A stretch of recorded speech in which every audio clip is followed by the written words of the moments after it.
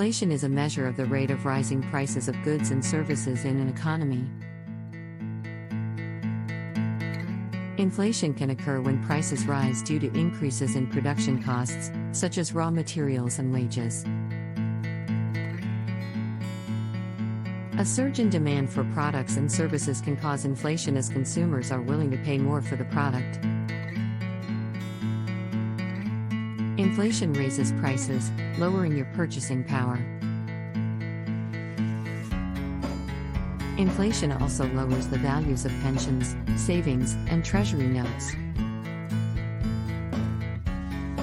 Assets such as real estate and collectibles usually keep up with inflation. Variable interest rates on loans increase during inflation. Inflation is mostly classified into three types. Demand pull inflation. Demand pull inflation occurs when an increase in the supply of money and credit stimulates overall demand for goods and services in an economy to increase more rapidly. This increases demand and leads to price rises.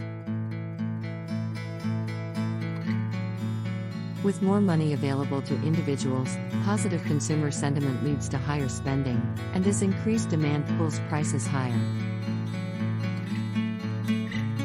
It creates a demand-supply gap with higher demand and less flexible supply, which results in higher prices. Cost-push inflation. Cost-push inflation is a result of the increase in prices working through the production process inputs. When prices for goods and commodities, especially energy commodities, rise, it creates negative economic shock to the supply of key commodities. As a result, costs for all kinds of intermediate goods rise. These developments lead to higher costs for the finished product or service and work their way into rising consumer prices. For instance, when the expansion of the money supply creates a speculative boom in oil prices, the cost of energy of all sorts of uses can rise and contribute to rising consumer prices.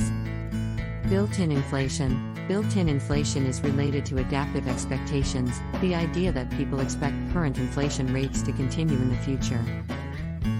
As the price of goods and services rises, workers and others come to expect that they will continue to rise in the future and demand more costs or wages to maintain their standard of living.